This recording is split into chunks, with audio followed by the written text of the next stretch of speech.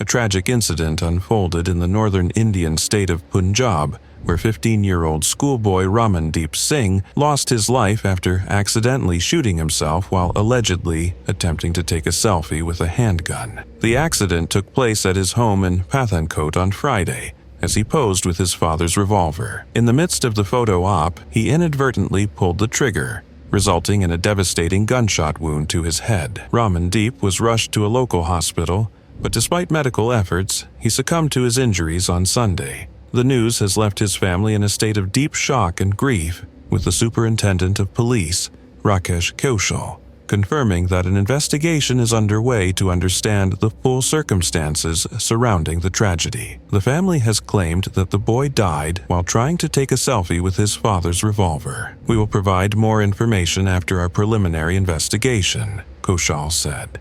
This incident adds to a growing number of selfie-related accidents in India. Just months earlier, a teenager in Chennai tragically lost his life while attempting a selfie on railway tracks, highlighting the increasingly dangerous trend of selfie-related risks. As the fascination with capturing the perfect shot continues to rise, it raises important questions about safety and responsibility. For Ramandeep's family, this senseless loss is a heartbreaking reminder of the dangers that come with seeking social media validation through risky behavior. As investigations into his death continue, his story serves as a chilling warning about the potential perils of mixing firearms and selfie culture. The increasing number of such accidents underlines the importance of education and awareness surrounding the risks of dangerous selfies, especially involving weapons, heights, and other hazardous locations. It was May 9th, a crisp Sunday on Baffin Island, a remote and rugged expanse near the Arctic Circle. For Jimmy Hall, a 41-year-old adventurer and thrill-seeker, it was just another day of chasing the edge of the horizon. Born and raised in Hawaii, Jimmy had built a life around the extraordinary. He wasn't just the owner of Hawaii Shark Encounters. He was a man who swam with great white sharks, free-dived to jaw-dropping depths, and sought out the kind of adventures most of us only dream about, or watch from a safe distance on TV. Jimmy wasn't reckless. He was calculated in his risks, as his close friend big-wave surfer Dan Moore often pointed out. He didn't take unnecessary chances, Moore said. Everything he did was methodically thought out.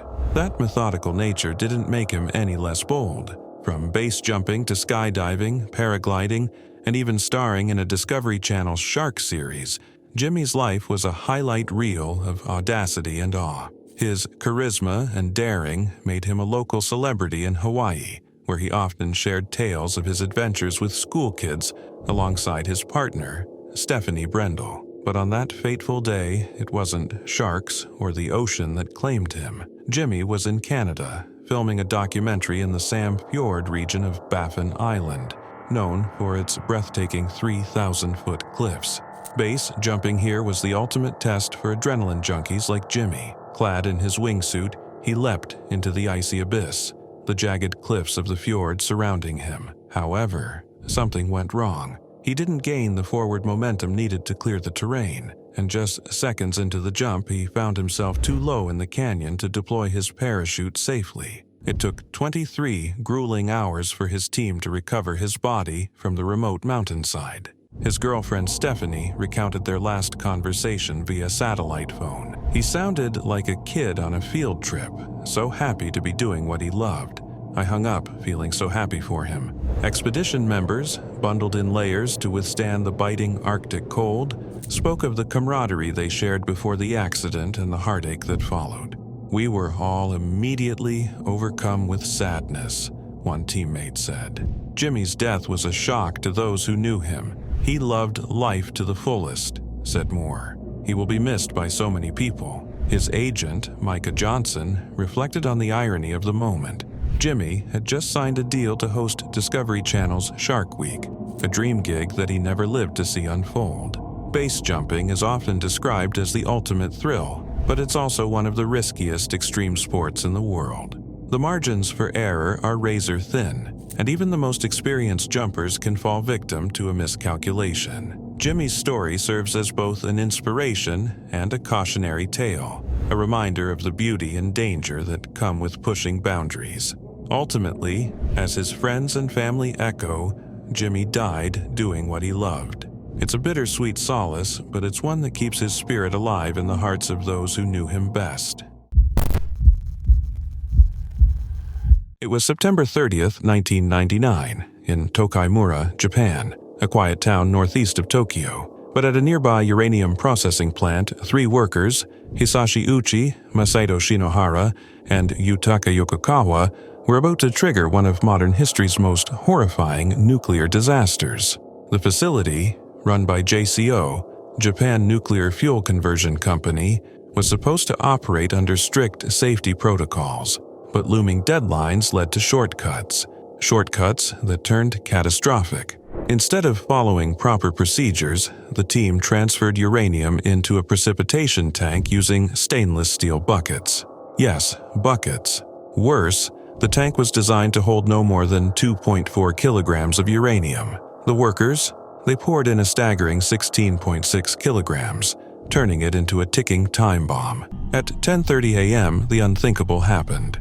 A bright blue-white flash illuminated the room, the sign of a nuclear chain reaction. Radiation levels surged, hitting the workers with doses so extreme they defied measurement. Uchi, closest to the tank, absorbed 17 sieverts of radiation, enough to kill 4 people. Shinohara received 10 sieverts, and Yokokawa, positioned farther away, absorbed 3. The effects were instantaneous and brutal. Uchi vomited uncontrollably as the radiation tore through his cells. Shinohara and Yokokawa experienced nausea, confusion, and searing pain. Emergency alarms blared. The plant was evacuated, and all 3 were rushed to a Tokyo hospital. But the damage was irreversible. Uchi's suffering became infamous. His immune system was obliterated, his skin sloughed off, and his organs began to fail. Despite his pleas for the agony to end, doctors repeatedly resuscitated him at his family's request. For 83 agonizing days, he lingered before succumbing on December 21st, 1999. Shinohara endured months of torturous treatment, but passed away on April 27, 2000. Yokokawa survived, though his life was forever changed by ongoing health problems and the weight of the disaster. The devastation didn't stop with the workers. Over 10,000 residents in the surrounding area were tested for radiation exposure. While most escaped severe harm, 667 were exposed beyond safe levels. Fear of contamination swept through the town, crippling the local economy and leaving psychological scars that lingered for years. In the aftermath, JCO faced lawsuits, financial collapse, and public outrage. Yokokawa and other employees were charged with negligence, while the company paid $121 million in compensation. Japan tightened its nuclear safety regulations, but for many, these reforms came far too late. The Tokaimura disaster is a chilling reminder of the cost of cutting corners. It's a story of human error, unimaginable suffering, and the devastating price of ignoring safety in the face of pressure. For Uchi and his colleagues, it was more than a tragedy. It was a grim legacy, a haunting example of how a single misstep can lead to catastrophic consequences.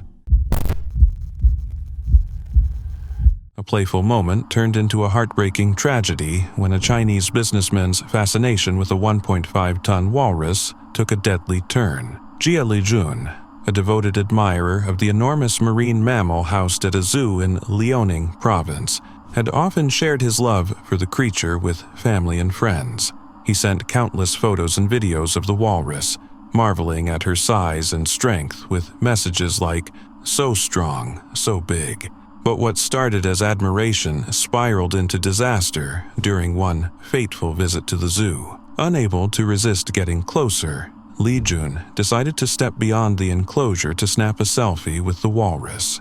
Equipped with his trusty selfie stick, he approached the massive animal, unaware of the lurking danger beneath her seemingly calm and playful demeanor. As he posed for the shot, the walrus unexpectedly grabbed him from behind, her powerful flippers wrapping around his body like a vice.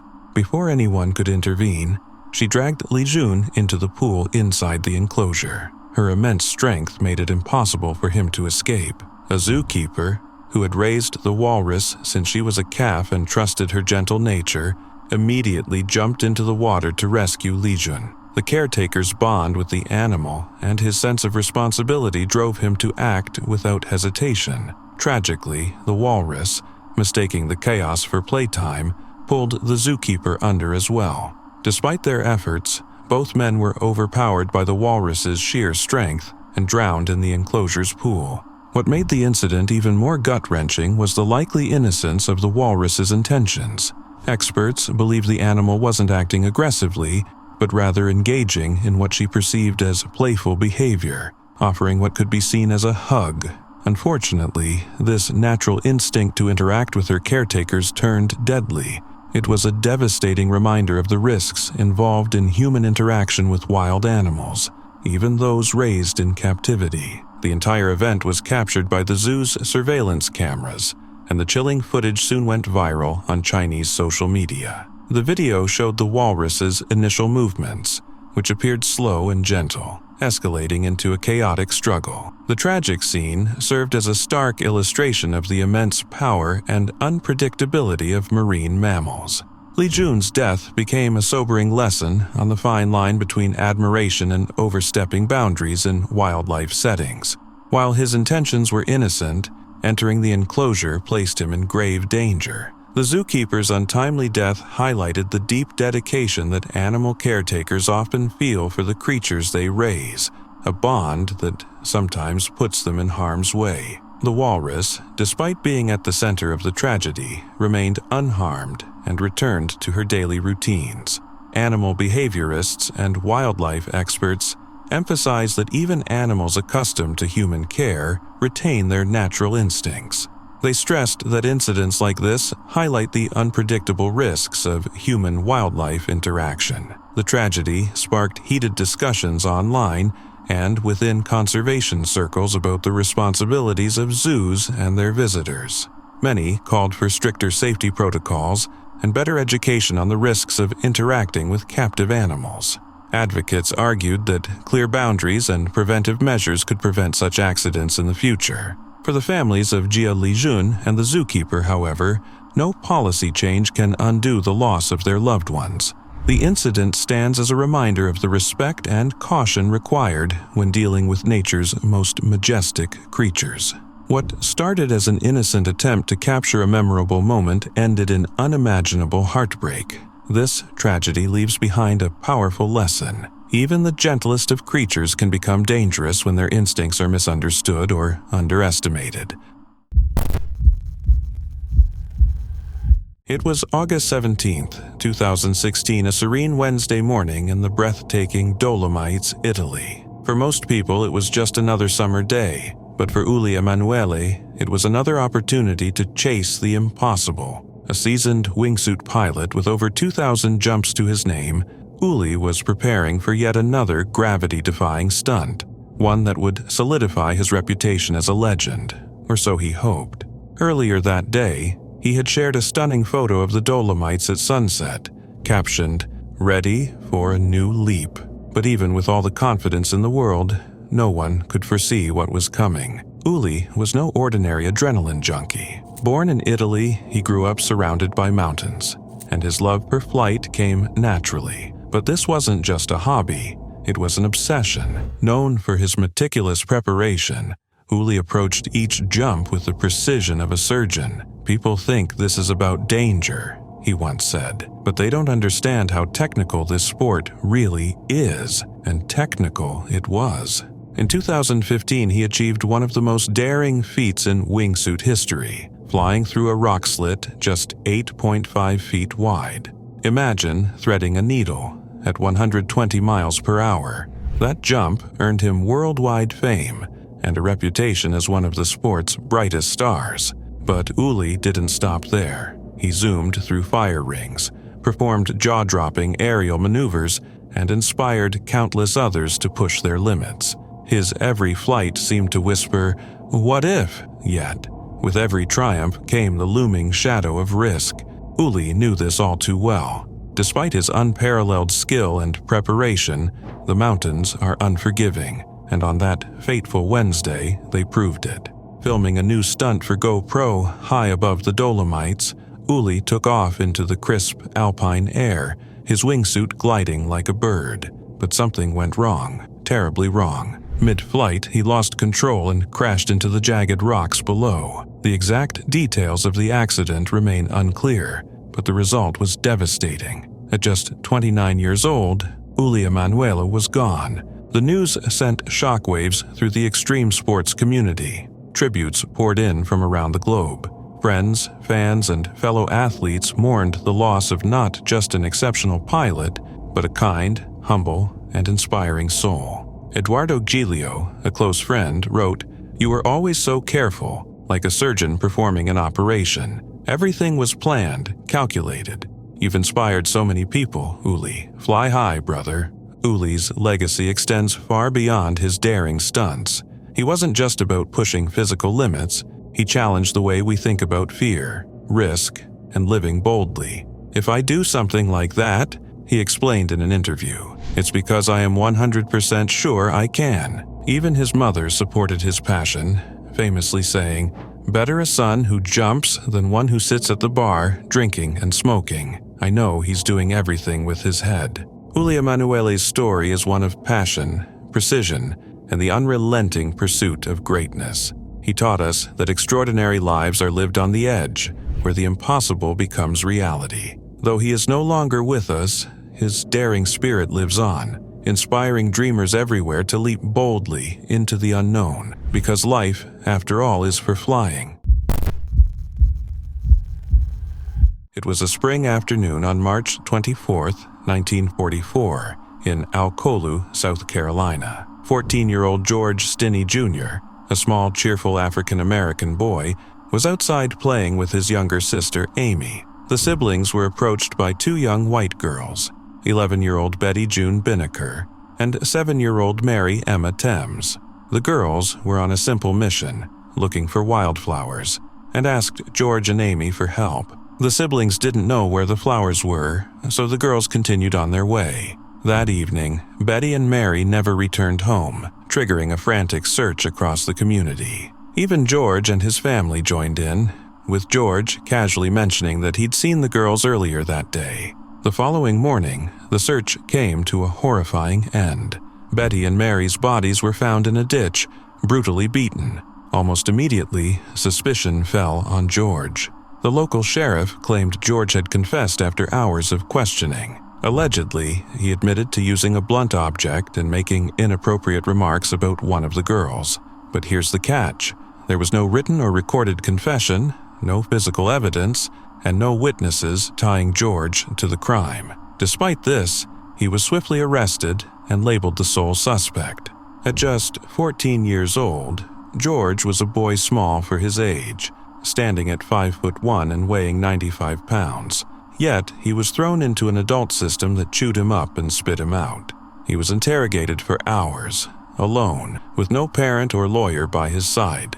Whether the confession was real or coerced was anyone's guess, but it wouldn't have mattered. The town had already decided he was guilty. Less than a month later, George was put on trial. If you're picturing a courtroom drama, think again. This wasn't a trial, it was a circus. His court-appointed attorney, a tax lawyer with zero criminal experience, barely put up a fight. No alibi was presented, no witnesses were called, and no evidence was challenged. It took the all-white jury just 10 minutes to deliver their verdict. Guilty. The sentence? Death. George's execution came on June 16, 1944, just 2 months after his trial. The electric chair built for adults dwarfed his small frame. To fit him, officers had to prop him up on a Bible. The straps hung loose, and the face mask was far too big. During the execution, the mask slipped off, revealing the terrified face of a child. Witnesses described the scene as gut-wrenching. George was just 14, the youngest person in modern U.S. history to be executed. For decades, George's family fought to clear his name, enduring threats and relentless discrimination. Finally, in 2014, 70 years too late, a judge vacated George's conviction, calling the trial a gross miscarriage of justice. It was a bittersweet victory. Though his name is now cleared, George's story remains a haunting reminder of the harm caused by prejudice and the fragility of justice, especially for the vulnerable. An ordinary day turned tragic in the northeastern Romanian city of Iași, when 18-year-old Anna Ursu's quest for the ultimate selfie ended in heartbreak. Anna and her 17-year-old friend decided to climb onto the roof of a stationary train for a dramatic photo, unaware of the perilous risk they were taking. The train's imposing structure and the promise of a unique backdrop seemed like the perfect setting for a memorable shot, but their decision came with devastating consequences. As Anna positioned herself for the selfie, her leg accidentally touched a live electrical wire overhead. In an instant, a massive surge of up to 27,000 volts of electricity coursed through her body, igniting her clothing and causing an explosion that could be heard from far away. The force of the current was so powerful that it flung her friend off the train, leaving her injured and shaken. A passerby who had earlier warned the girls to stay low and avoid the high-voltage cables above heard the deafening bang and rushed to the scene. To his horror, he found Anna engulfed in flames. Desperately, he tried to extinguish the fire, but his efforts were in vain. The flames consumed much of her body before emergency services could arrive. When paramedics reached the scene, they found Anna gravely injured, with burns covering 50% of her body. Despite their swift response and attempts to stabilize her condition, her injuries proved too severe. Doctors fought to save her life, but the electrical surge had caused irreparable damage, and Anna tragically succumbed to her wounds. Anna's friend, though thrown clear by the impact, survived with injuries that served as a grim reminder of the sheer force and danger of the incident. The passerby, still haunted by what he witnessed, later described his futile attempts to help as one of the most horrifying moments of his life. The tragic accident is one of many cautionary tales highlighting the deadly risks of taking selfies in dangerous locations. It underscores the fatal consequences of underestimating the dangers posed by high-voltage power lines, particularly in railway areas where live wires carry immense electrical currents.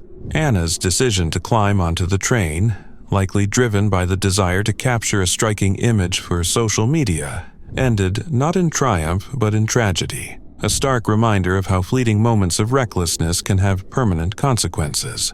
What makes these incidents even more troubling is how common they've become in the age of social media. The pursuit of likes, shares, and virtual validation often pushes people to take risks they might otherwise avoid. For Anna and her friend, the train roof might have seemed like an adventurous setting for a standout photo. However, the reality of their choice brought a devastating price.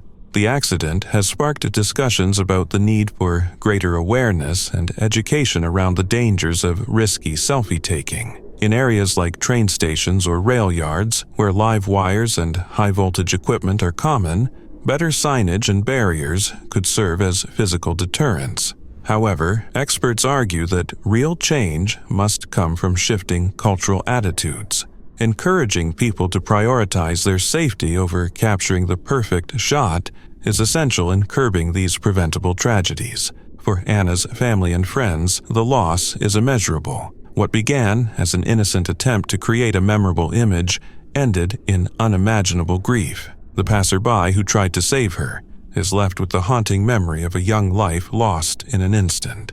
Ultimately, Anna's tragic death serves as both a warning and a plea. It urges us to think twice before taking risks in pursuit of fleeting internet fame. No photo, no matter how spectacular, is worth a life. In the age of social media, it's easy to get caught up in the pursuit of attention and validation, but as Anna's story reminds us, the consequences of that pursuit can be irreversible. Next time you're tempted to go to extremes for a photo, remember Anna's story. Let it serve as a sobering reminder that the ultimate selfie isn't worth the ultimate price.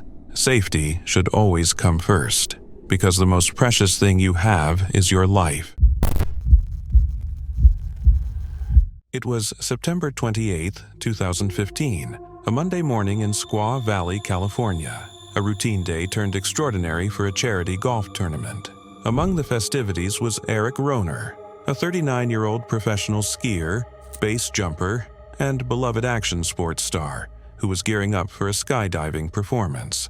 Known for his charisma and daredevil stunts, Eric had carved out a reputation as a larger-than-life personality, fueled by an unrelenting love for adventure. Born and raised in Tahoe City, Eric was a natural in the mountains, where skiing and base jumping weren't just hobbies, they were his identity. From base jumping a dirt bike into the Grand Canyon to starring in MTV's Nitro Circus, Eric wasn't one to shy away from the impossible. But beneath the adrenaline-filled persona was a dedicated husband to Annika and a proud father to two young boys, Oscar and Casper. He wasn't just a thrill-seeker.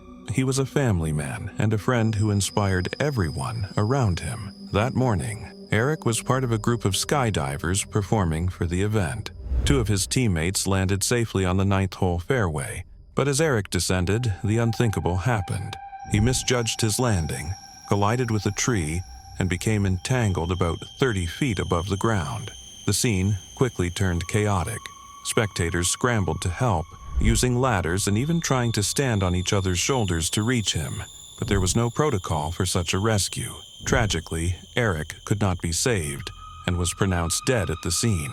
Roy Tuscany, Eric's close friend and founder of the High Fives Foundation, witnessed the accident and described the devastating moments.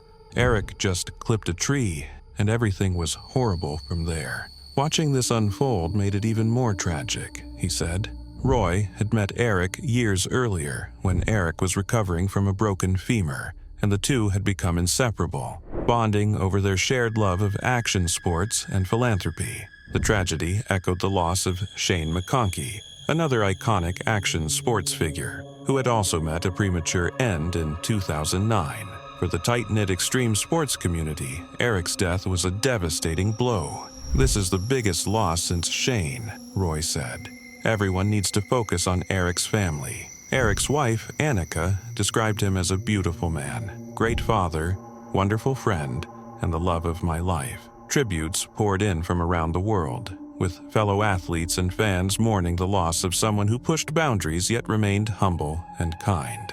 Eric's legacy wasn't just about his jaw-dropping stunts, it was about his infectious spirit and ability to uplift everyone around him. Extreme sports, for all their awe-inspiring feats, come with undeniable risks. Eric himself once admitted, "We don't do things we don't think are possible, but lots of times we'll push ourselves, like, this might hurt, but I think I can do it." His tragic accident serves as a sobering reminder of those risks, even for the most experienced athletes. While Eric's life ended far too soon, his story leaves us with lessons on living boldly, but with caution, cherishing loved ones, and finding joy in the things that set our souls on fire. As his friend Roy said, Eric made everything and everyone better, and in his memory, his family, friends, and fans continue to honor the fearless, generous man who lived life to the fullest. It was March 19, 2015, in Kabul, Afghanistan. The air buzzed with anticipation for the upcoming Afghan New Year, and 27-year-old Farkhunda Malikzada had her day all planned out.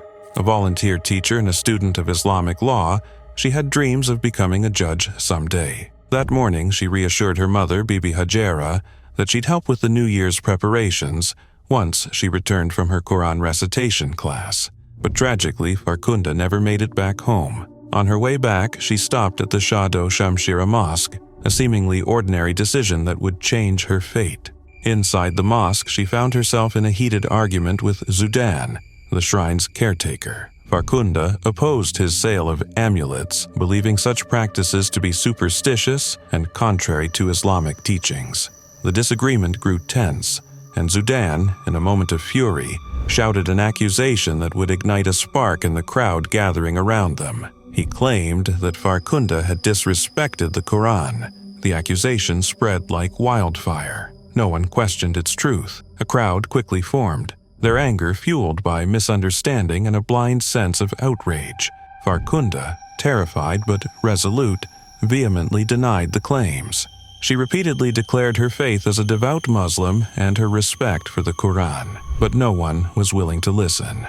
The mob's anger escalated into violence. Dragged out of the mosque, Farkhunda was brutally attacked with sticks and stones. The police arrived, but instead of stepping in to protect her, they stood by, firing warning shots into the air and doing little to control the crowd.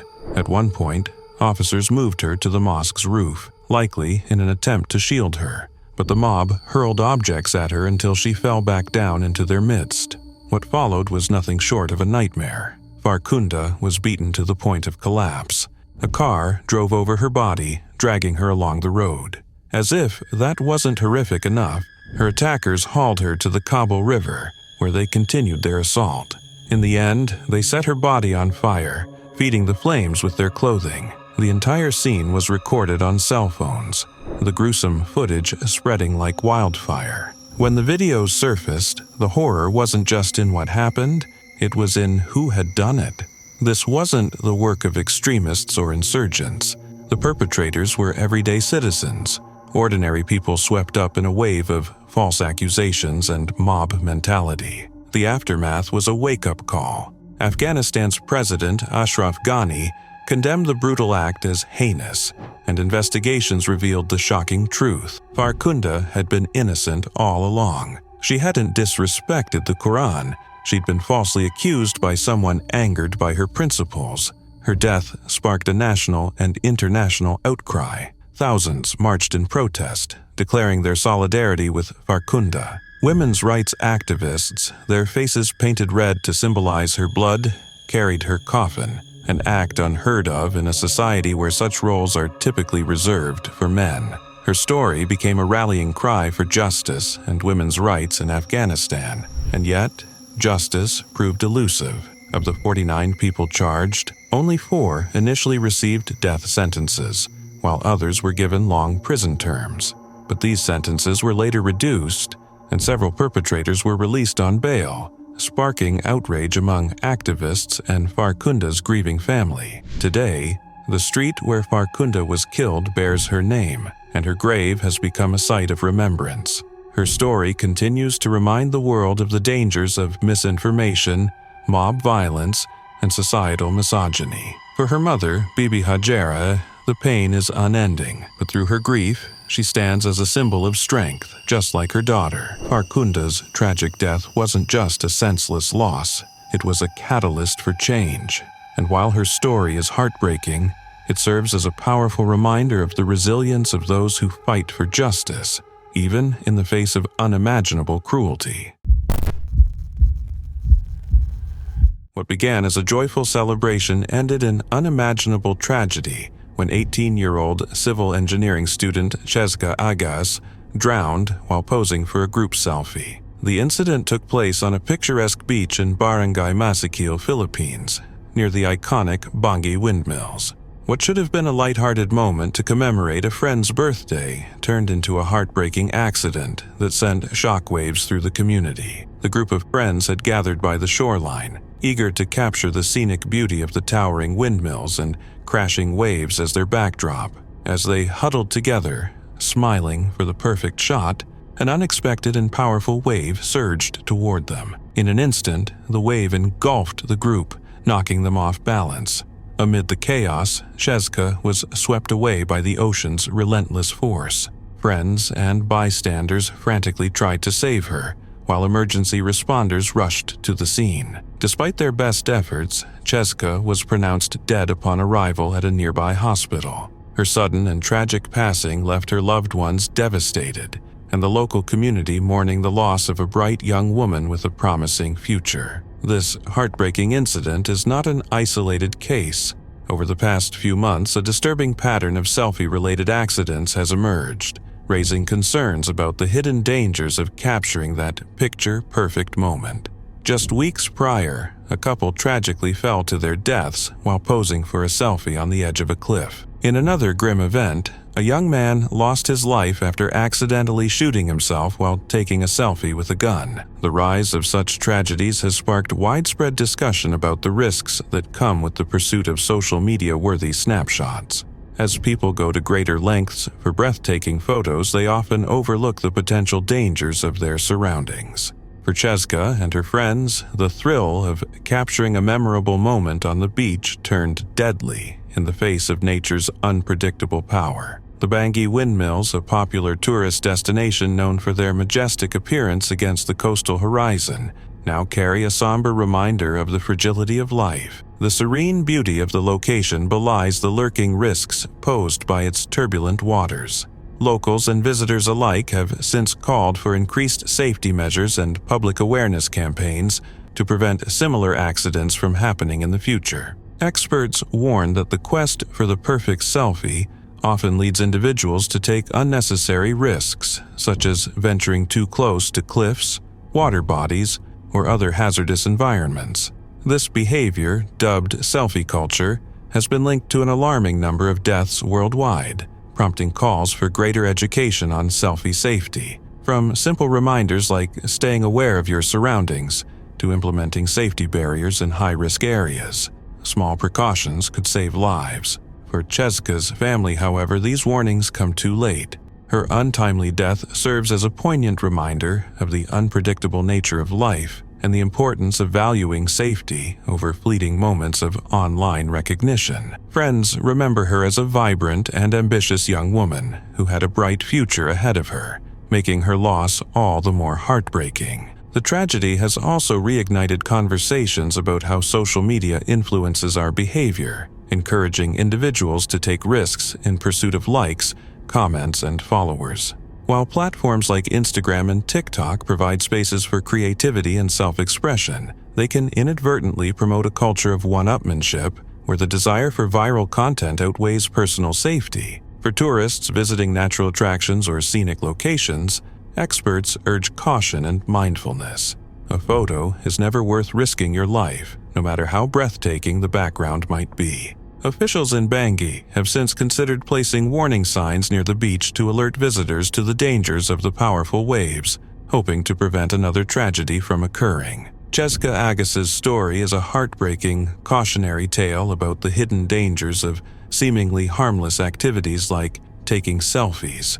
What started as a celebration of friendship and life ended in sorrow, leaving her family and friends with a void that can never be filled. Her passing underscores the need for greater awareness of our surroundings and the value of prioritizing safety above all else.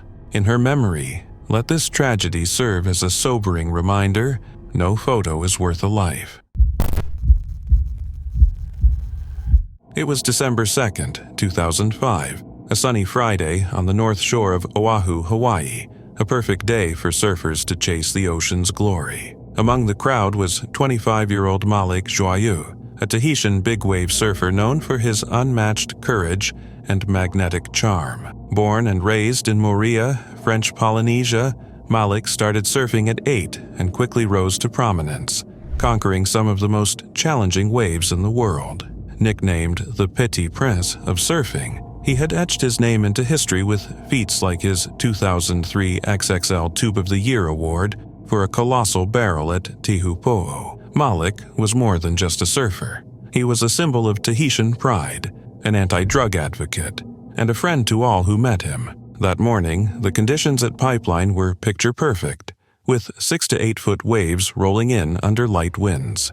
The best surfers in the world were out, including Malik, whose confidence in heavy surf was unmatched. Around 10:30 a.m., Malik paddled into what seemed like a manageable 8-foot wave. He positioned himself deep, dropped into the wave, and attempted to sneak under its pitching lip. But the ocean had other plans. The wave's heavy lip crashed down on him with immense force, sending him into the shallow reef below. The impact was devastating, splintering his surfboard in two and dragging him underwater. As the seconds turned into minutes, panic spread among the surfers and photographers nearby. Malik didn't resurface. Witnesses recalled the chaos that followed. Surfers paddling frantically, forming a line to search the reef and yelling for help. We all started looking for any sign of color underwater, photographer Russ Hennings recounted. 2 larger waves swept through, further complicating the search. Finally, after 7 to 8 agonizing minutes, Malik's body was discovered about 100 yards from Pipeline near Ihukai Beach Park. surfers worked together to lift his lifeless body onto a longboard and bring him to shore. They attempted CPR as they navigated the surf, but it was nearly impossible on such an unstable surface. On shore, lifeguards and paramedics took over, performing CPR for 15 minutes and deploying a defibrillator twice, but it was too late. Malik was pronounced dead at Kahuku Hospital shortly after. The loss sent shockwaves through the global surfing community. Pipeline, known for its beauty and danger, had claimed another life. Mark Cunningham, a veteran North Shore lifeguard, said solemnly, "At Pipeline, it can happen to anyone." Despite his expertise and fearlessness, Malik became a tragic reminder of the ocean's unforgiving nature. Malik wasn't just a champion in the water, he was beloved on land. Known for his generosity and infectious stoke, he was an ambassador for Tahitian surfing and a relentless advocate for the No Ice in Paradise anti-drug campaign. Greg Long, a fellow big wave surfer, said, "He was the nicest guy. All you had to do was meet him once, and you knew he was your friend anywhere in the world." On that same day, surfers gathered on the beach for an impromptu memorial, sharing stories of Malik's kindness, bravery, and the joy he brought to others. His death reminds us of the fine line between passion and peril, urging us to respect the forces of nature while cherishing every moment of the ride. It was August 16, 2003, on a warm summer day at the Island County Fair on Whidbey Island, Washington. The fairgrounds were alive with the energy of families enjoying the perfect weather. The air smelled of buttery popcorn and sugary cotton candy, and kids were buzzing with excitement, running from one ride to the next. One of the star attractions that day, the Super Loop 2, a small roller coaster with a single, stomach-flipping vertical loop that had been a crowd favorite for 3 years. Operated by Paradise Amusements, a family-run carnival business, the ride was as reliable as the fair itself. Doug McKay, a 40-year-old co-owner of Paradise Amusements, was working that day. Doug wasn't just a businessman, he was carnival life, through and through. Having grown up in the industry, he'd started as a kid selling popcorn before eventually becoming the guy who kept the rides running like clockwork. Doug and his wife, Cher, had dedicated their lives to their carnival business, making it a beloved staple of the community. That afternoon, Doug noticed the Super Loop 2 needed a little TLC. The track needed lubrication, just a routine fix for someone as experienced as Doug. Confident in his skills, he decided to take care of it right away. But instead of shutting down the ride, Doug climbed up to do the maintenance while it was still operating with passengers on board. What happened next was a nightmare no one could have predicted. As Doug worked on the track, he lost his footing and slipped. His long hair became tangled in one of the fast-moving passenger carts, and in an instant, he was pulled into the air. Witnesses watched in horror as he was dragged along the track, colliding with parts of the ride before being thrown nearly 40 feet into the air. He landed hard against a metal fence, and tragically, Doug didn't survive. The accident unfolded in full view of fairgoers, including children riding the Super Loop 2. For those on the ride, it wasn't just a brush with terror, it was traumatic.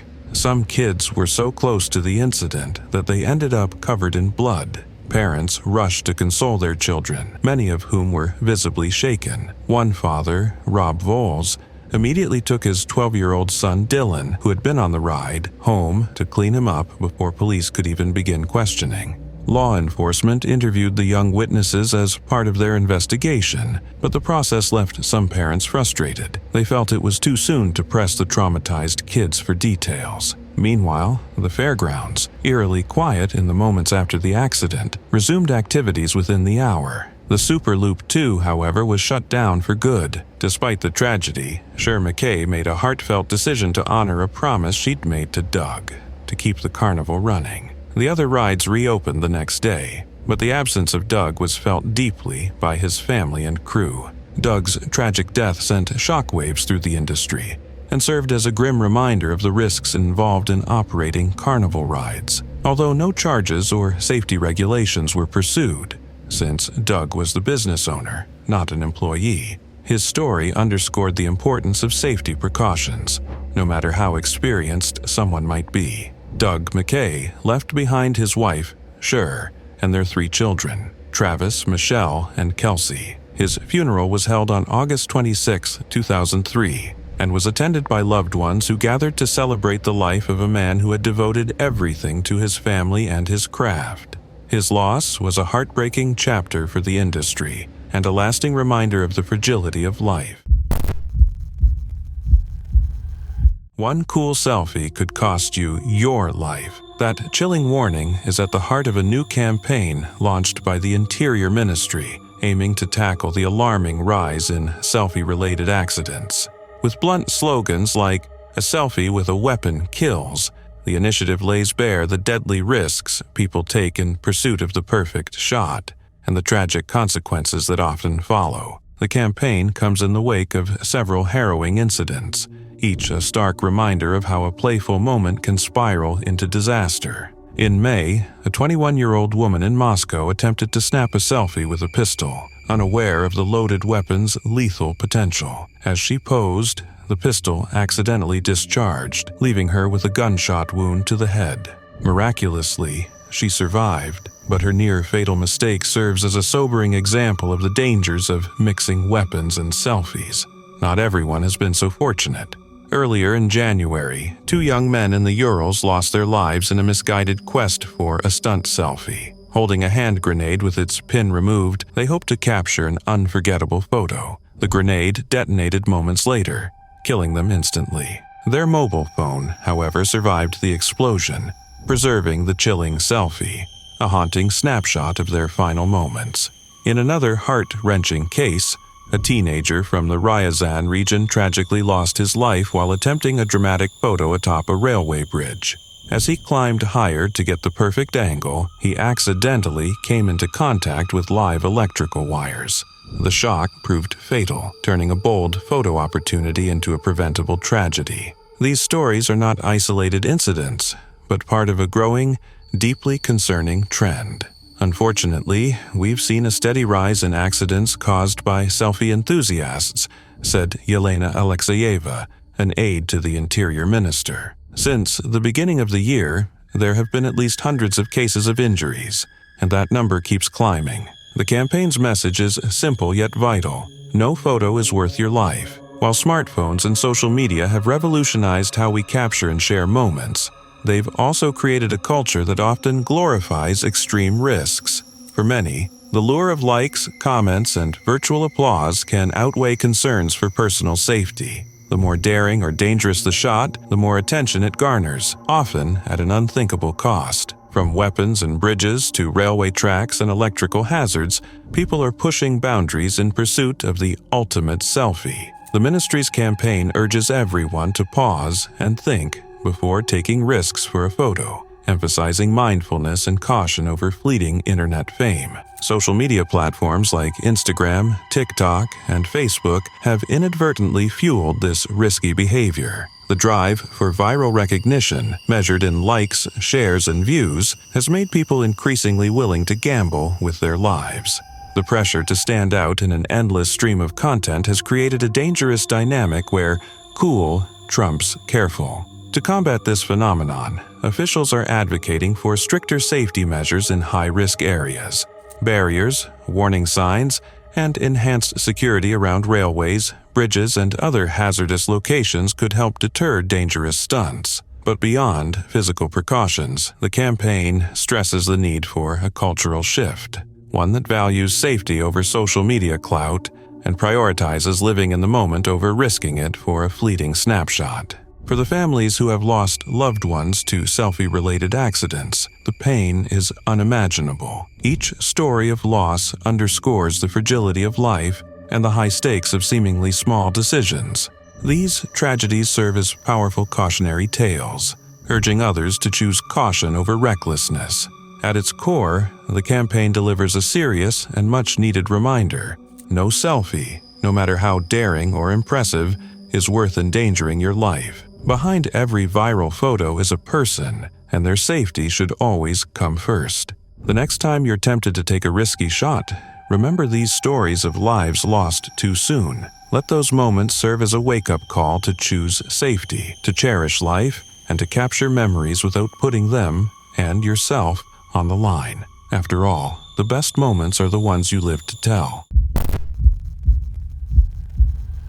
It was October 5th, 2003, a sunny Sunday in Colorado, at the Royal Gorge Bridge, an otherwise normal day for most, but one that would tragically mark the final chapter in the extraordinary life of Dwayne Weston. A 30-year-old computer analyst from Sydney, Weston was no ordinary man. He was a daredevil, a trailblazer in the world of base jumping, and the president of the Australian Base Association. Known for his meticulous planning and hunger for pushing boundaries, Weston had earned a reputation as one of the best in the world.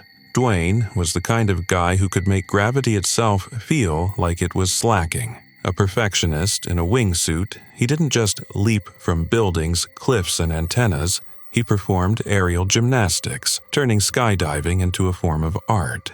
He had over 1,200 base jumps under his belt, with feats that included leaping from the Petronas Twin Towers.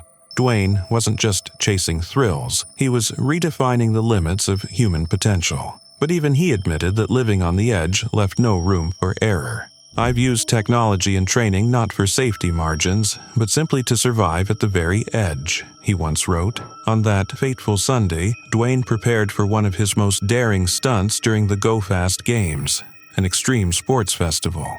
The plan was audacious. He and fellow jumper Jeb Corliss would jump from a plane and perform a synchronized flight around the 316-meter-high Royal Gorge Bridge. Dwayne, wearing a wingsuit designed to help him glide like a flying squirrel, would buzz over the bridge at breathtaking speed while Corliss flew underneath. It was a spectacle designed to amaze, but things didn't go as planned.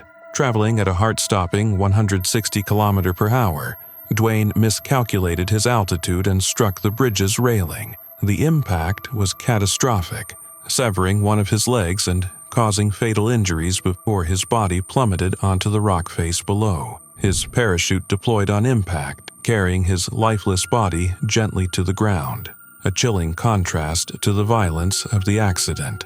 The 200 spectators on the bridge, stunned into silence, bore witness to the horrifying scene. Those who knew Dwayne were heartbroken but not entirely surprised. "He knew the risks and consequences," said Jimmy Poocher, the event's parachuting director. Fellow base jumper Nick Faderis described him as a pioneer who had transformed the sport with his creativity and unmatched skill. "He raised the bar in ways we never thought possible," Faderis said. Dwayne wasn't reckless.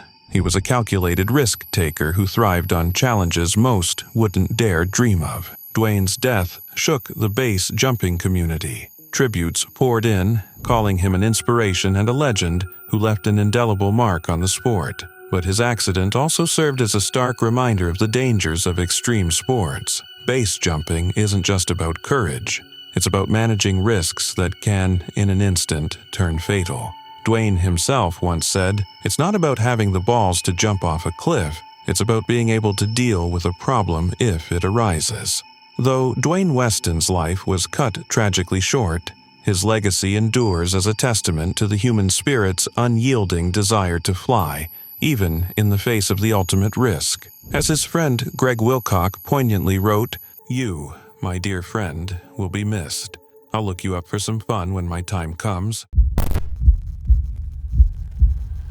It was a chilly November evening in 1988, the kind that makes you want to hurry home, cozy up, and forget about the world. For Junko Furuta, a 17-year-old high school student in Saitama, Japan, it was just another day. She was biking home after school, her mind likely drifting to dreams of her future. She was saving for a graduation trip and studying hard for her exams. Junko was known for her bright smile and ambitious spirit, but little did she know, her routine ride home would spiral into a nightmare that would shake an entire nation. Around 8:30 p.m., Junko was approached by two classmates, Hiroshi Miyano and Shinji Minato. Now, Miyano wasn't your typical teenage troublemaker. He had a reputation for violence and a dangerous obsession with Junko after she rejected his romantic advances. Minato, on the other hand, was already knee-deep in criminal activities and gang violence. Together, they set a sinister plan into motion. As Junko pedaled down a quiet street, Minato knocked her off her bike and fled into the night. Enter Miyano, playing the role of a helpful classmate, offering to escort her home. But instead of leading her to safety, he lured her to an abandoned warehouse where he assaulted her.